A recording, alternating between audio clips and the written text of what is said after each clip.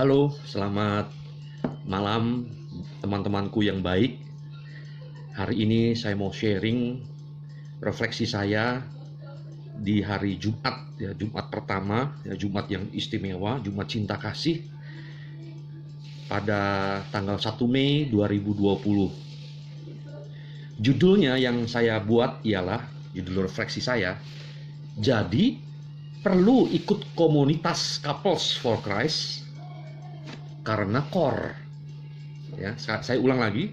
Jadi perlu ikut komunitas Couples for Christ karena core. Nah, mungkin teman-teman bertanya kepada saya, kenapa judulnya demikian? Lalu apa itu core? Ya, saya timbul pikiran bahwa teman-teman mungkin bertanya, loh, emang harus ikut komunitas Couples for Christ? Tidak, teman-temanku. Karena saya adalah member dari komunitas Couples for Christ. Dan saya meneliti, merenungkan dalam-dalam tentang Jumat pertama ini dari bacaan harian sesuai dengan kalender liturgis Katolik. Dan saya menemukan itu. Jadi perlu ikut komunitas Couples for Christ karena core.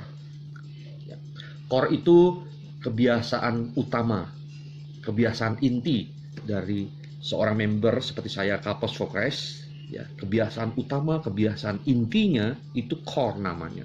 Core itu inti. Ya, oke.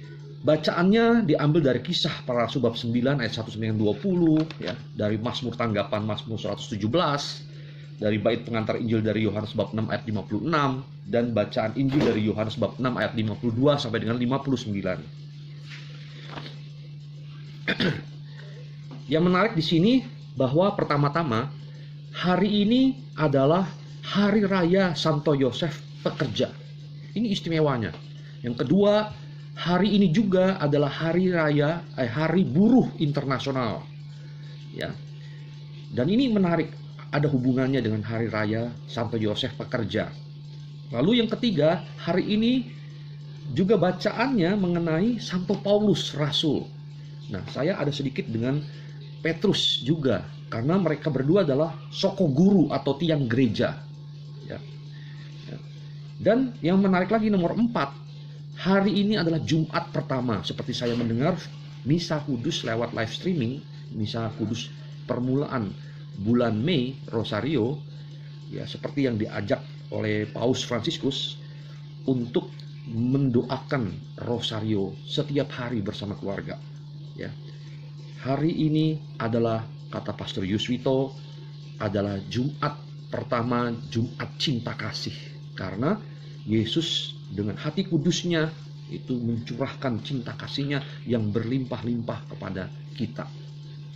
Nah, ia rebah ke tanah dan kedengaranlah olehnya suatu suara yang berkata kepadanya, Saulus, Saulus, mengapakah engkau menganiaya aku?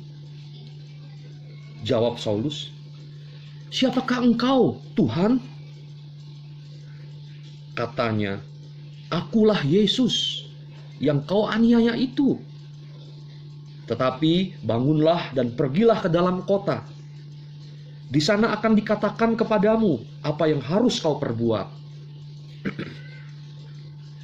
Maka termangu-mangulah temannya seperjalanan, karena mereka memang mendengar suara itu, tetapi tidak melihat seorang jua pun. Saulus bangun dan berdiri, lalu membuka matanya, tetapi ia tidak dapat melihat. Dan 3 hari lamanya ia tidak makan dan minum. Lalu, tetapi firman Tuhan kepadanya, pergilah, sebab orang ini adalah alat pilihan bagiku untuk memberitakan namaku kepada bangsa-bangsa lain, kepada raja-raja dan orang-orang Israel. Aku sendiri akan menunjukkan kepadanya betapa banyak penderitaan yang harus ia tanggung oleh karena namaku. Lalu yang terakhir dari Kisah Para Rasul bab 9 ini, Saulus tinggal beberapa hari bersama-sama dengan murid-murid di Damsyik. Ketika itu juga ia memberitakan Yesus di rumah-rumah ibadat dan mengatakan bahwa Yesus adalah anak Allah. Nah, teman-temanku, dulu Saulus ya, sebelum Paulus disebut ya, itu mendapat surat, mau menerima surat kuasa nih. Dia minta kepada majelis ya, pada para imam di Yerusalem ya, supaya kalau dia ketemu sama orang-orang yang berjalan di jalan lurus ya, di jalan Tuhan, dia akan menangkapnya dan diserahkan ke majelis-majelis di majelis Yahudi di Damsyik ya. Lalu dia membawa orang-orang itu ke Yerusalem untuk dipenjarakan. Jadi ini luar biasa, ditindas ya, dan mau dibunuh, dipenjarakan juga, luar biasa ya. Itu dulu nih Saulus. Tapi anehnya dia bilang, siapakah engkau Tuhan? Dan saya lihat Saulus itu hatinya bertanya-tanya, ini benar gak ya saya ini ya? Kok mereka ini berani ya mau berkorban seperti Stefanus ya, dia menjadi martir kan, tapi kok kami mau menyeretnya ke dalam penjara, menekannya, menyiksanya. Sebenarnya dalam hatinya itu Saulus tuh berontak sebenarnya. Makanya dia pada waktu Tuhan Yesus menyinari dia ya, ada kilatan cahayanya itu naik ya menuju jalan ke Damsyik, ya, mungkin naik kuda kali ya. Siapakah engkau Tuhan? Siapakah engkau Tuhan? Jadi dia, Tuhan ini Tuhan siapa? Siapa nih Tuhan? Nah, Yesus menjawab, aku Yesus yang kau aniaya itu. Berputar dia 180, dia pusing dia kan, dia jatuh, dan dia, Tuhan memberikan dia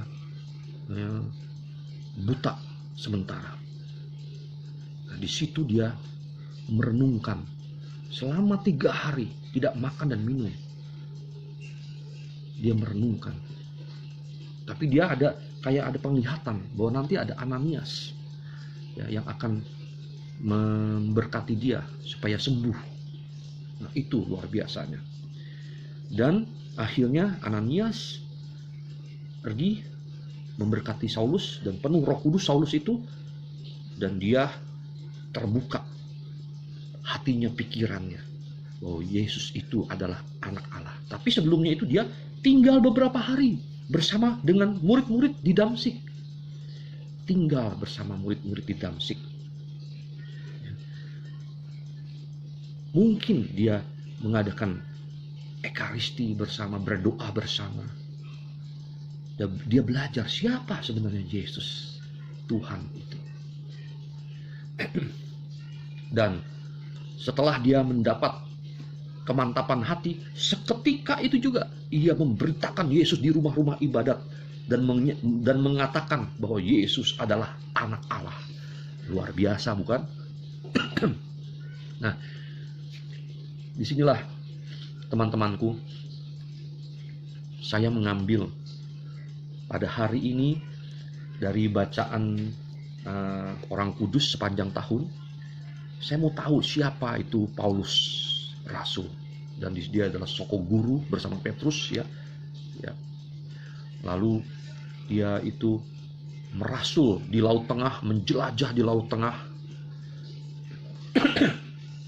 ke bangsa-bangsa yang lain ya, bangsa-bangsa yang belum mengenal Allah dan belum mengenal pewartaan kabar baik dari nabi-nabi ya, yang disebut orang-orang kafir. Dia menjelajah di sana, mewartakan kabar baik bahwa Yesus adalah anak Allah. Nah, ini yang menarik. Jadi Santo Yusuf pekerja, Paulus, Petrus ya, soko guru, dan di buku ini saya melihat bahwa saya membuat suatu kata-kata: rajin, rendah hati, jujur dan ulet, serta belajar dan terus mewartakan kabar baik dan memelihara iman sampai dengan akhir hidup. Jadi perlu ikut komunitas Couples for Christ. Maaf, karena core. Nah, teman-temanku, Santo Yosef. Yosef itu seorang pekerja, seorang bangsawan sebenarnya. Dan dia seorang yang saleh dan sederhana hidupnya, yang suci. Maaf, saya minum dulu.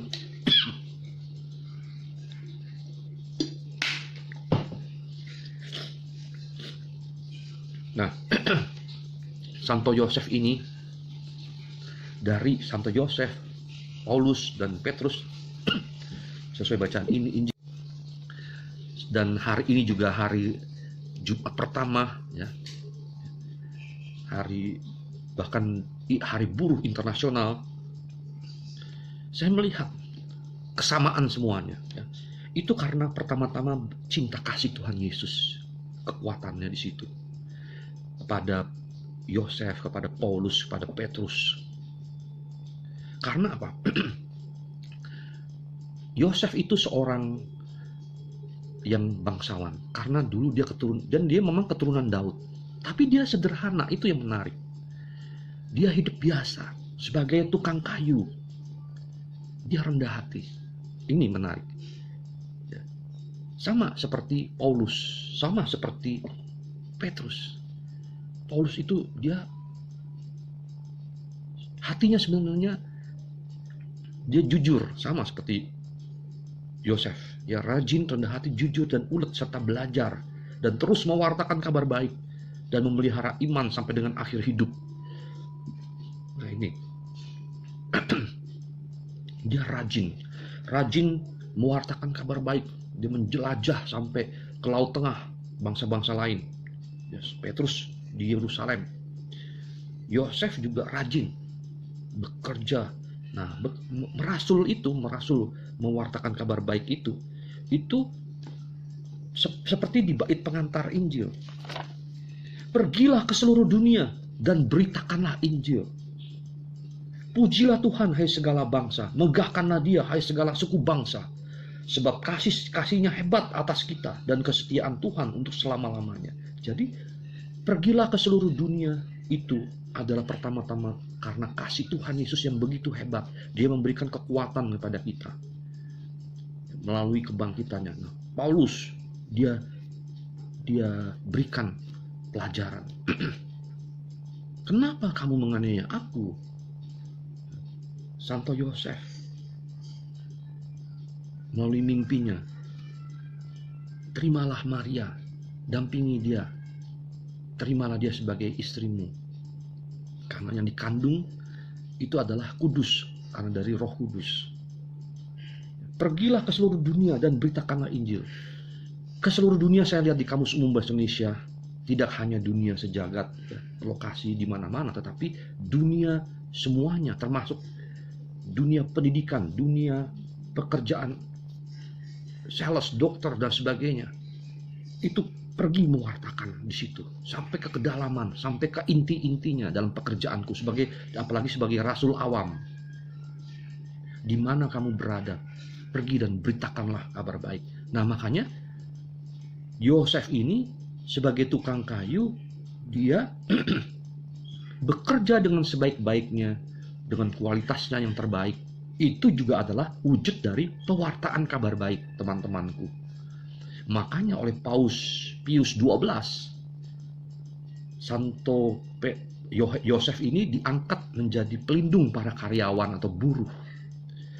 Dan menariknya lagi, tidak hanya untuk karyawan buruh, tetapi gereja juga ikut terlibat, ya, di dalam penciptaan dan penyelamatan Allah, di dalam hidupnya, dalam pekerjaannya, di mana saja dia berada.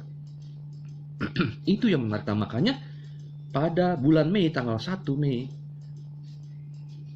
ditetapkan oleh Paus Pius XII bahwa 1 Mei adalah hari raya, hari buruh internasional, selain hari raya pesta Santo Yosef Pekerja. Inilah yang menariknya, itu bahwa kita diajak ya, bahwa dengan bekerja gereja juga ikut terlibat, ada dimensi ilahinya. Gereja ikut terlibat di dalam penciptaan dan penyelamatan Allah. Kalau saya bekerja dengan baik, jujur, disiplin, aku juga telah mewartakan kabar baik Tuhan Yesus. Tidak hanya pewartaan dari mulut, di dalam pekerjaanku setiap harinya. Itulah nilainya. Ya, tidak hanya untuk karyawan atau buruh loh, tetapi gereja termasuk saya. Ya, saya tidak sebagai buruh, tetapi saya bekerja juga di dalam pekerjaan saya sebagai orang tua, sebagai ayah, peran saya sebagai ayah kepada anak-anak saya, kepada pasangan saya, kepada keluarga saya. Itu yang menarik teman-temanku. Dan makanya saya mengambil judul, jadi perlu ikut komunitas Couples for Christ. Why? Judul itu yang saya ambil karena saya member Couples for Christ. Tapi teman-temanku tidak harus ikut komunitas Couples for Christ. Pilihan teman-temanku.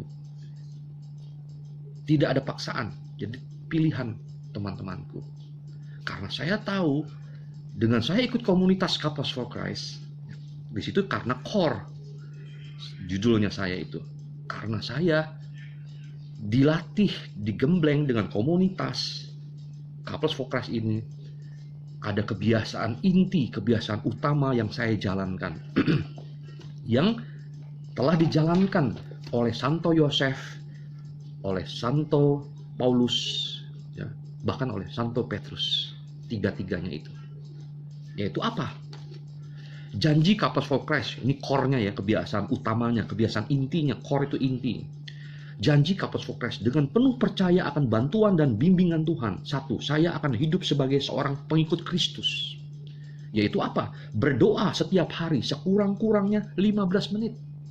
Kedua, membaca kitab suci setiap hari sekurang-kurangnya 15 menit. Mengambil bagian dengan teratur di dalam ibadat gerejaku. Menghindari dosa dan kesalahan. Ya, supaya saya tidak mengikuti yang jahat. Saya harus menghindari kebiasaan buruk saya. Menertibkan hidup pribadiku.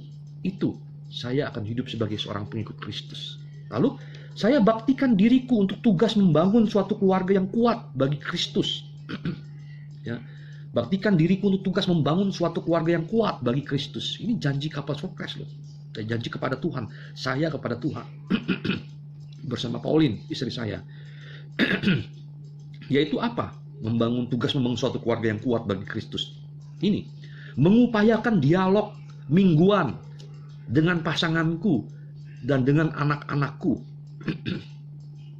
Melakukan tugasku sebagai orang tua secara aktif. Ya, sebagai imam, sebagai provider, penyedia, ya, nafkah, sebagai penolong, sebagai pembela, ya, protektor, pelindung. Ya, terus lalu apalagi? Berdoa dengan keluargaku setiap hari dan merayakan hari Tuhan bersama-sama. Ya, ikut misa kudus live streaming. Sebelum ikut misa kudus, saya mempersiapkan diri dengan sebaik-baiknya. Membaca kitab suci hari ini apa? Supaya lebih nyantel khotbahnya pastor kepada saya lewat live streaming tentunya. Karena sekarang ada wabah COVID-19. Gitu ya. Menyediakan banyak waktu untuk rumah tangga dan keluarga. Apalagi di zaman sekarang, waktunya banyak nih untuk rumah tangga dan keluarga. Tuhan ingin kesempatan yang ada seperti ini, seperti Paus Fransiskus bilang, supaya lebih ditekankan banyak berdoa bersama dan keluarga. Supaya apa? Setelah nanti selesai, kita dapat keluar, ya, tidak di rumah saja, ya, tetapi telah memiliki kebiasaan utama, yaitu berdoa bersama dalam keluarga, menjadi keluarga yang sehat, menjadi keluarga yang mandiri dalam rohani, yang disiplin, untuk keluarga yang kuat bagi Kristus. Ya, saat bekerja dan bermain. Jadi ada saat bekerja dan bermain, pembagian waktunya. Lalu saya mau menyediakan diriku bagi Tuhan untuk pelayanan. Itu janji Couples for Christ. Yaitu apa tuh? Saya mau menyediakan diriku bagi Tuhan untuk pelayanan. Membimbing pasangan lain kepada Kristus. Menyediakan waktu untuk melayani di dalam Couples for Christ. Bila saya dipanggil untuk melayani dan mengikuti petunjuk-petunjuk mereka yang bertanggung jawab atas pelayananku. Nah, kemudian saya mau berhubungan dalam kasih dan kesetiaan dengan keluarga-keluarga lain dalam Couples for Christ, ya. Mau berhubungan dalam kasih dan kesetiaan dengan keluarga-keluarga lain dalam Couples for Christ. Artinya apa? Menghadiri pertemuan mingguan dari kelompok kecilku. Ini kalau dalam Couples for Christ itu namanya household. Kita bertemu, ya, untuk memuji Tuhan, untuk sharing iman, ya, untuk kebersamaan, fellowships, ya. Lalu dan mendukung ketertiban pertemuan tersebut. Ya, seminggu sekali, ya, pertemuan mingguan loh ini. Bukan pertemuan bulanan, pertemuan mingguan. Ya, dan saya di masa COVID-19 ini diajak oleh Brother Yakobus dari Helena, Santa Helena, Paroki Curug, ya, Couples for Christ, supaya setiap 1 minggu kami mengadakan entah household, entah teaching night, entah chapter assembly, setiap minggu, brothers and sisters, untuk teman-temanku yang baik. Ini menghadiri pertemuan mingguan, walaupun dengan Zoom, ya, dengan online. Ada jalan. Menghadiri dengan setia semua pertemuan lain yang di dalam Couples for Christ. Menerima pasangan lain yang Tuhan tambahkan kepada kelompok kami. Dan kami dengan senang hati menerima teman-teman yang mau bergabung dalam kelompok kami. Yang kelima, saya akan belajar dan berusaha bertumbuh sebagai seorang pribadi Kristiani, juga dalam pemahaman dan pemenuhan panggilan perkawinanku. Yaitu apa?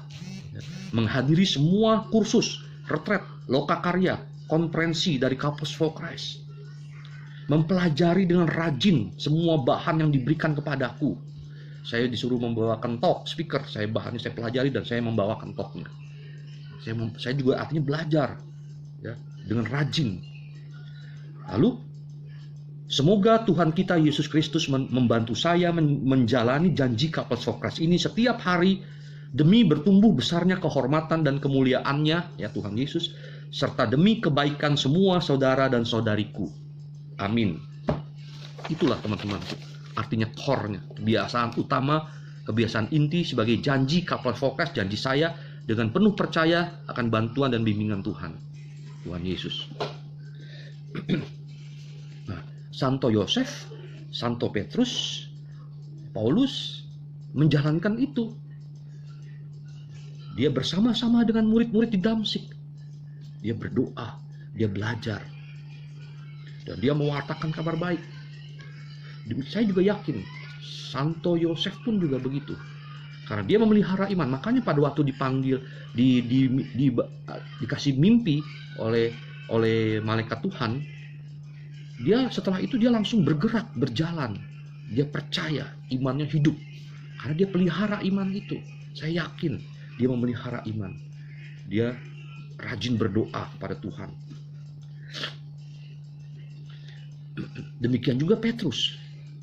Ya, di Yerusalem, mungkin setelah Stefanus itu dirajam, mati, dibunuh, kan banyak sekali pengejaran pada orang-orang Kristen. Di Yerusalem pun dia berdoa di katakombe, ya, di bawah tanah itu, dan dia terus mewartakan kabar baik tentang Kristus Tuhan yang bangkit, sampai dia juga mati menjadi martir, kan? Tapi salibnya kebalik, dia kakinya di atas, kepalanya di bawah. Nah, kalau Paulus sebagai martir dengan dipenggal kepalanya. Ya. Lalu bait pengantar Injil, barang siapa makan dagingku dan minum darahku, ia tinggal di dalam aku dan aku di dalam dia, sabda Tuhan.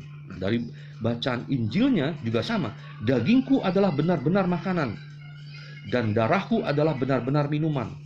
Ya, maka kata Yesus kepada mereka, aku berkata kepadamu, sesungguhnya jikalau kamu tidak makan daging anak manusia dan minum darahnya, kamu tidak mempunyai hidup di dalam dirimu. Barang siapa makan dagingku dan minum darahku, ia mempunyai hidup yang kekal, dan aku akan membangkitkan dia pada akhir zaman. Sebab dagingku adalah benar-benar makanan dan darahku adalah benar-benar minuman. Ya, barang siapa makan dagingku dan minum darahku, ia tinggal di dalam aku dan aku di dalam dia. Sama seperti Bapa yang hidup mengutus aku dan aku hidup oleh Bapa, demikian juga barang siapa yang memakan aku akan hidup oleh aku. Akulah roti yang telah turun dari sorga, bukan roti seperti yang dimakan nenek moyangmu, dan mereka telah mati. Barang siapa makan roti ini, ia akan hidup selama-lamanya. Hidup itu artinya dia bergerak, memiliki semangat iman yang berkobar-kobar di dunia ini. Dia selalu dapat bimbingan Tuhan, arah jalannya, karena dia bisa melek, melihat kehadiran Tuhan, melihat bimbingan Tuhan. Dia akan hidup selama-lamanya. Sudah meninggal wafatnya, tapi dia tetap hidup, masuk surga, mendoakan kita yang masih berjuang di dunia ini. Makanya di dalam aku percaya syahadat, ya kan, persekutuan para kudus. Jadi tidak hanya di sorga saja, tetapi di yang sedang ada di api pencucian, yang masih di dunia, kita saling mendoakan. Itulah kebiasaan kita, gereja, persekutuan Roh Kudus, persekutuan para kudus. Dan ini betul seperti Pastor Yusito bilang, di dalam Ekaristi, ini menunjuk ke Ekaristi. Ekaristi itu menurut saya suatu misa yang lengkap. Ada tata perayaan sabdanya, ada tata perayaan perjamuannya. Bahkan ada doa di situ yang disebut doa meditasi Kristiani. Karena di waktu hening kan ada. Saya setelah misa harian lewat live streaming, saya juga doa hening. Setelah misa kudus selesai live streaming, ada lagu-lagunya bagus ya, lagu-lagu instrumen, dan saya meditasi Kristiani sejenak. Maranatha, Maranatha. Ya, mendengar suara Tuhan berbicara kepadaku. Hanya beberapa menit saja. Jadi lengkap ya tata perayaan Ekaristi kita. Nah, dalam perjamuan itu ya, kita diberikan kekuatan. Itulah kasih Tuhan Yesus juga kepada diriku dan kepada teman-teman semua, supaya memiliki semangat iman yang berkobar-kobar, penuh pengharapan dan cinta kasih yang berkobar-kobar untuk Dia, Tuhan Yesus, dan sesama kita. Jadi ini cerita saya begitu, teman-temanku, sharing saya dengan topik yang unik menurut saya. Jadi perlu ikut komunitas Couples for Christ supaya kuat, dibaharui terus di dalam komunitas, tidak sendiri. Jadi perlu ikut komunitas Couples for Christ karena core ya, di sana itu ada kebiasaan inti, kebiasaan utama sebagai Couples for Christ ya, janjiku kepada Tuhan Yesus ya, untuk hidup sebagai seorang pengikut Kristus, untuk membaktikan diriku untuk tugas membangun suatu keluarga yang kuat bagi Kristus, mau menyediakan diriku bagi Tuhan untuk pelayanan, mau berhubungan dalam kasih dan kesetiaan dengan keluarga-keluarga lain dalam Couples for Christ. Dan saya akan belajar dan berusaha bertumbuh sebagai seorang pribadi Kristiani, juga dalam pemahaman dan pemenuhan panggilan perkawinanku. Demikian sharing saya teman-temanku. Selamat malam. Tetap semangat ya, semangat iman yang berkobar-kobar, penuh pengharapan dan cinta kasih yang berkobar-kobar kepada Tuhan dan sesama. Bye dari Willy Wibianto.